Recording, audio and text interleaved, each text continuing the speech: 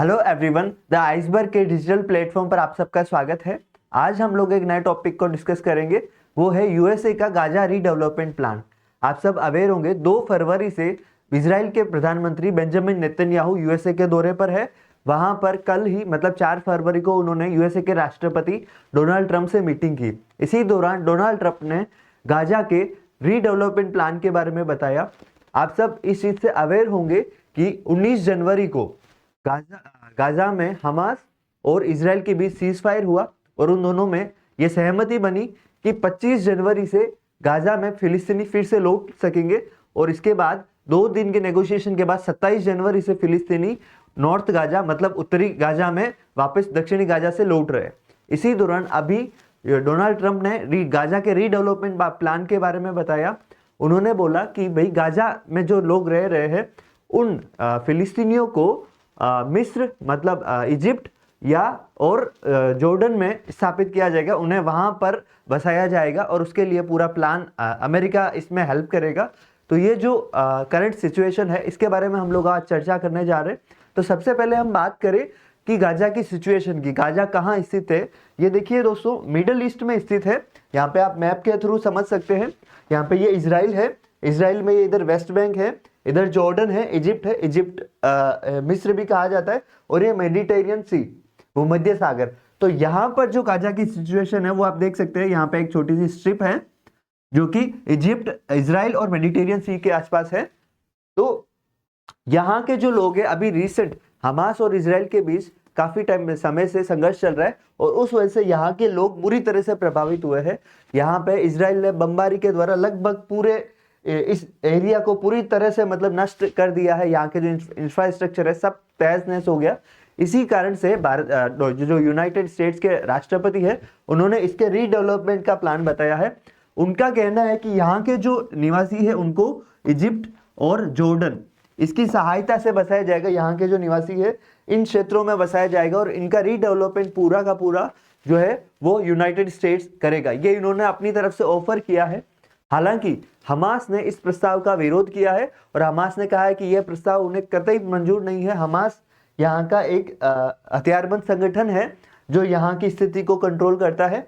यहाँ पे उन्होंने उनके अलावा इजिप्ट और जॉर्डन के जो सरकार है उन्होंने भी इस प्रस्ताव का विरोध किया है। अभी वर्तमान में यहाँ पर कोई भी इस प्रस्ताव के समर्थन में नहीं है एक्सेप्ट यूनाइटेड स्टेट्स और इजराइल। इजराइल ने इस प्रस्ताव का समर्थन किया है कि यहाँ के लोगों की स्थायी शांति और उनका बंदोबस्त ही इस क्षेत्र में शांति ला सकता है।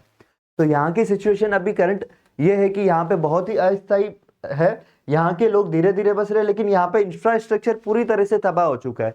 और यूनाइटेड स्टेट्स के जो अभी रिसेंट 20 जनवरी को नए राष्ट्रपति बने डोनाल्ड ट्रंप, उन्होंने इस क्षेत्र में शांति स्थापित करने का मकसद ये बताया कि इस पूरे मिडल ईस्ट के क्षेत्र में यहाँ पे शांति स्थापित हो सकेगी।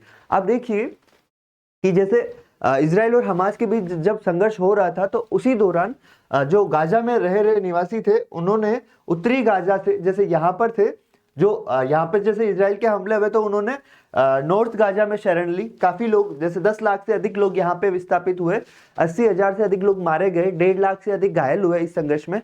और लगभग अभी जहाँ पर जो बमबारी है, जहाँ पर जो सिचुएशन है वहां पर अभी भी कई लोग मलबों में दबे हैं। तो यहाँ पे जो है कि एक डेवलपमेंट का पूरा इसको पूरे क्षेत्र को पुनः डेवलप करने के लिए कई वर्षों लगेंगे। उसके स्थान पर अमेरिका ने यह प्रस्ताव दिया है। देखिए, मिडल ईस्ट हमेशा से एक अशांत क्षेत्र रहा है। यहाँ पे कई जंगों का सामना किया है, चाहे वो इजराइल हो, इजराइल के साथ खाड़ी देशों का संघर्ष हो, या यहाँ पे आतंकवादी हमले। रिसेंट यहाँ पे जो अस्थायीपन आया है उसका एक सबसे बड़ा कारण है कि हमास ने 7 अक्टूबर को इजराइल पर हमला किया और उसके बाद से यहाँ की स्थिति तनावपूर्ण बनी हुई है। तो यहाँ पे जो यूनाइटेड स्टेट्स का प्रस्ताव है वो एक तरफ से इजराइल के पक्ष में जाता है कि भाई इजराइल इस स्थिति से संतुष्ट है।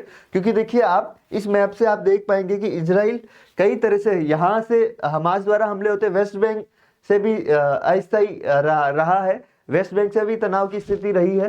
तो इजराइल चाहता है कि इसको चरणबद्ध रूप से स्थायी तो लाया जाए। तो सबसे पहले उसकी पहल है कि भी गाजा में शांति स्थापित हो, गाजा से इजराइल को असुरक्षा ना रहे।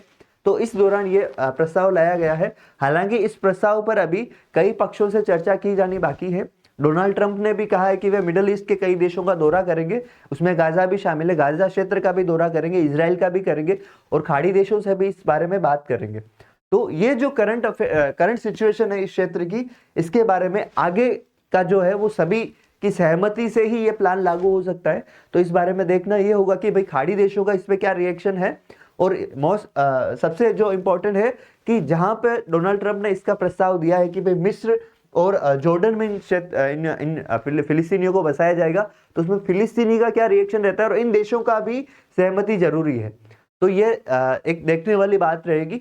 इससे ज्यादा अपडेट के लिए जुड़े रहिए द आइसबर्ग से। Thank you everyone.